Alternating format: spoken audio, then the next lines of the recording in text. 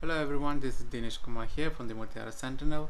In this video, I would like to talk to you about the latest action taken by Bersatu, which is the handing over of the notice announcing the cessation of membership of 6 Bersatu MPs and also a rebel assemblyman within its ranks. So I believe that many of you are aware that 6 of Bersatu's MPs and a Selangor State Assemblyman have defected to the unity governments. The 6 Bersatu MPs are backing Prime Minister Anwar Ibrahim, whereas the Selar Klang Assemblyman, his name is Abdul Rashid Asari, is now declaring support for Menteri Besar Amiruddin Syahri. So for a very long time, Bersatu has said that they're going to make sure that these rebels get punished under the anti-hopping law, where their membership will be terminated and that by-elections will be held in the vacated seats. We're talking about 6 parliamentary seats and 1 state seat in Selangor. So finally, Bersatu seems to have started acting upon their promise. So yesterday on June 20th, Thursday, Bersatu Vice President Ronald Kianti was reported by Free Malaysia Today as saying that the party has submitted a notice to the Dewan Rakyat Speaker Johari Abdul to notify the Speaker on the termination of membership of the 6 Bersatu rebels, and that by-election have to be called in the vacated seats. So far, we have yet to hear any news about notice being sent to the Speaker of the Selangor State Assembly. However, it has been reported that Kelantan State Assembly Speaker Nick Amar has announced that the Ninggiri State seat has been declared vacant, given the fact that one of the MPs, which is Azizi Abu Naim, the Gua Musang MPs, is also the Ninggiri Assemblyman. So the Ninggiri State seat has been declared vacant, and that Speaker Nick Amar has said that the Election Commission will be announcing the date of the by-election on Friday next week. So it can be expected that the Dewan Rakyat Speaker Johari Abdul is going to make the similar announcement when the Parliament reconvenes on this coming June 26th. Because according to the federal anti-hopping law that was passed in 2022, the moment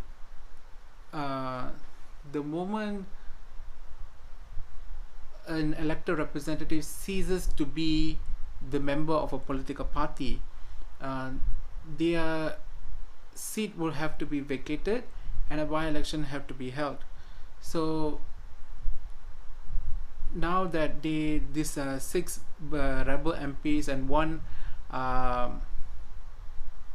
state assemblyman no longer being the Bersatu MP, so by right, in adherence to the Selangor anti-hopping enactment, also the federal anti-hopping law, by-elections need to be held. So by the way, I forgot to share that Selangor also has its own anti-hopping enactment, and I believe they passed it either in 2022 or 2023, I can't really recall. So it is safe to say that by-elections for these rebel MPs and a sole rebel assemblyman is unavoidable. I would say that it is only a matter of time that this by-election to be held, because if we were to look back in the past news reports regarding this defection by these 7 leaders, they have been trying very, very hard to justify their defections and also to justify not having to undergo by-election. I mean, basically, they refuse to vacate their seat. They cite, like for example, Syed Abu Hussein, the Bukit Kantang MP. He argued that he's still the Bukit Kantang MP, citing technicalities where he said that the Bersatu termination of his membership amounted to constructive dismissal. He said that the Article 49A to C of the Federal Constitution said that his status as an MP remained intact when Bersatu sacked him by removing his name from the membership list. According to the same article 49A to C also state that an MP shall not lose his position solely by virtue of expulsion of his membership of his political party.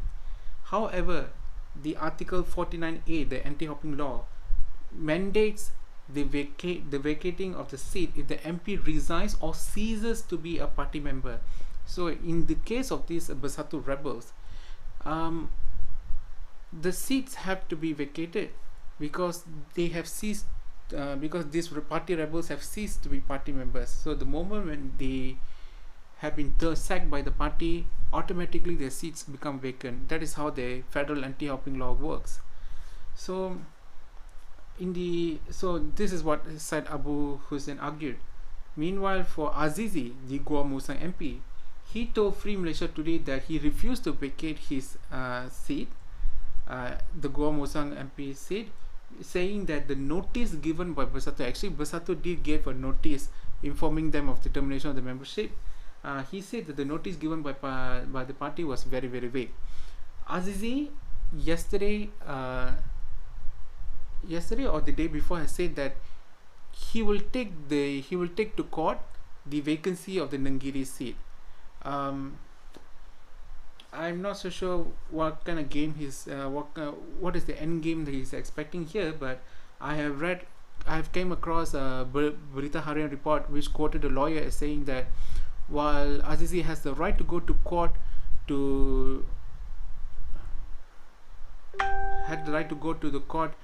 on this issue of the seat vacancy, it does not get rid of the fact that the seat is now vacant. It doesn't matter whether he goes to the court or not, the seat remains vacant and the by-election has to be held.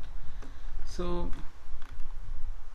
if we were to look into the reasons given by these Bersatu rebels in justifying their defection, especially if you look at the Bersatu MPs, they claim that they are doing this because of the voters.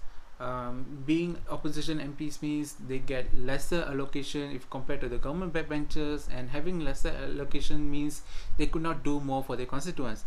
So they believe that if they were to support the federal government and get more federal allocation, that means they can do more for their constituents. So basically they cited constituents as the reason why they defected. Well, truth to be told, their defections could have been avoided if Malaysia has a federal law that mandates equal allocations to all elected representatives, doesn't matter whether they are MPs or state assemblymen, regardless of their party affiliation. And the reason why I believe that this federal law is necessary is because for a very long time we have this unwritten rule where a government MP or a government assemblyman will get high amount of allocation, whereas an opposition MP or opposition assemblyman will get a much less allocation. And this discrimination in terms of allocation disbursement has incentivized opposition politicians to defect to backing the government, be it the federal government or the state government, because they say that we need money, we need more money to serve our constituents well. But here's the thing, when it comes to Malaysian politics, it is worth pointing out that Malaysians vote not based on the candidate but based on the party. They don't care if the candidate is of a good caliber or whatsoever. As long as the candidate is from a party that they like, they just vote for it. They basically vote for the party, they don't vote for the people. So when the constituents of these Bersatu rebels control seats vote for these rebels, they voted solely because these rebels were from Perikatan Nasional. I want Perikatan Nasional to represent me, so I voted for Perikatan Nasional. That is their constituents' logic. So now when these Bersatu rebels claim that they're doing this for the sake of their constituents, it's very likely that their constituents do not bless their elected reps' actions. Chances are that the constituents felt betrayed by the actions of these Bersatu rebels. I mean, it is very, very hard to imagine that hardcore past supporters in Tanjung Karang or in Jeli or in Gua Musang will like the fact that their Bersatu elected reps are supporting Prime Minister Anwar Ibrahim, whom they view with a lot of contempt, you know. So it is very, very safe to say that the Perikatan Nasional voting constituents do not bless the actions of these Bersatu rebels. And back to this allocation argument presented by the Bersatu rebels, it doesn't matter what excuses you made. It needs to be said that they have committed a cardinal sin, which is betraying their voter mandate by party hopping. They're basically a party political frogs. They can come up with whatever reasons to avoid contesting in a by-election, but truth to be said is that the law is there. The law has made it very, very clear that the moment they cease to be the member of Bersatu, they have no choice but to let their seats to be vacated, and a by-election needs to be held in the vacated seats. So right now, instead of beating around the bushes, these Bersatu rebels, these 6 MPs and this one Selakalang Assemblyman, they need to prepare to run for by-election. So in this case of running for by-election, they either can choose to contest under the unity government ticket. Maybe they can run as a Barisan Nasional candidate, or they can run as a Pakatan Harapan candidate. However, they need to brace themselves for an independent bid for this particular seats should Pakatan Harapan and Barisan Nasional decided to contest in these vacated seats. Because if I remember it accurately, Barisan Nasional Chairman Ahmad Zaid Hamidi has said, and this has been reported by the press, that the coalition is interested in contesting in these seats should they be vacated. So if the time comes where Bersatu or even Pakatan Harapan choose to contest in these 6 MP seats and also this Selakalang seat, then these Bersatu rebels have no choice but to consider running for independent. I mean, maybe at that time they can explain the reason behind their defection and maybe try to get support by properly explaining the defection. I mean, I'm of the belief that whatever politician does, it needs to be done with the blessing of their voters. So if we wanted to know whether these actions of Bersatu MPs are somehow blessed by the voters, I think we can find it out from the results of the by-election. So let's say if these rebels won their re-election bid, then it shows that the voters somehow have accepted their defection and they were likely to have them back as the elected representative.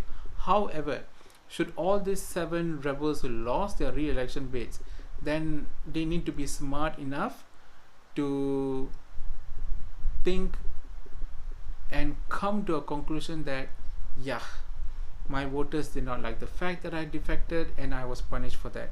So they need to accept the truth and move on with it. I don't think so they should be filing an election petition or whatsoever. It's about time that they move on. So Speaker Johari Abdul is expected to announce the vacancy on this coming June 26. I mean, he has no other options. I mean, Kelantan State Assembly has done it. They followed the federal anti-hopping law. So I think that Speaker Johari doesn't have any other options left. I mean, he cannot afford to defy the request of Bersatu to vacate their seats and risk infringing federal laws. I mean, the federal constitution is the law of the land, and the federal constitution has been amended to make anti-hopping, to make party hopping punishable by vacating of the seats and having by-elections. So if he were to take other actions other than vacating the seats, then it would not look good on Speaker Johari. I mean, Speaker Johari might be facing accusations of acting as the tool of the executive, and I don't think that is a label that any sitting Dewan Rakyat speaker would like to have on their record. So that is all from me.